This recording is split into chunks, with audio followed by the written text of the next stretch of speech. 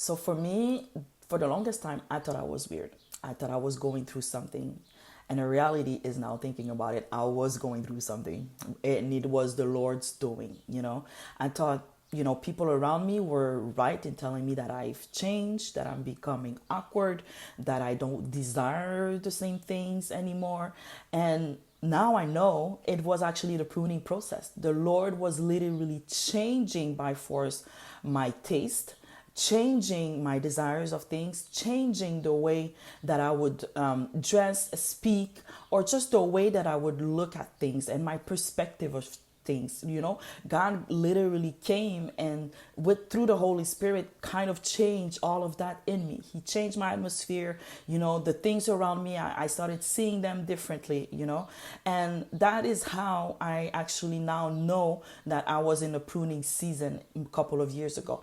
And what I've come to realize is that the pruning season, it never ends. It's like a roller coaster. Sometimes you're deep pruning season because God really needs your attention and he needs you to change things around you. And sometimes, it's a softer kind of pruning season. I'm not saying that God is done with me. He's not done. There's a next level and a next level in God. But in that time, he needed me to go deep into his word and deep into building that relationship with him, because I was, first of all, relying on people too much.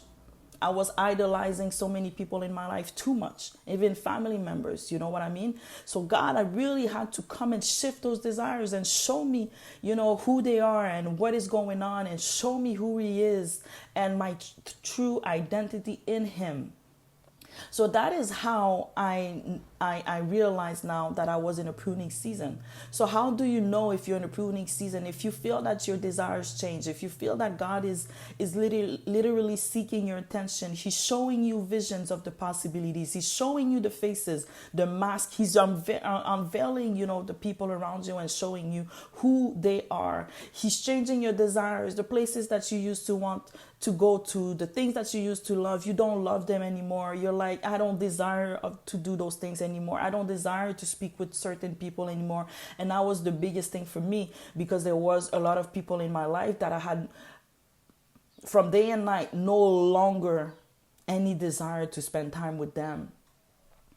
So if you feel like your desires are changed and you feel like, even sometimes it's about your job or your business or your environment, you feel like, I need to change. You feel like you're in a cage. You feel like you're being limited with something.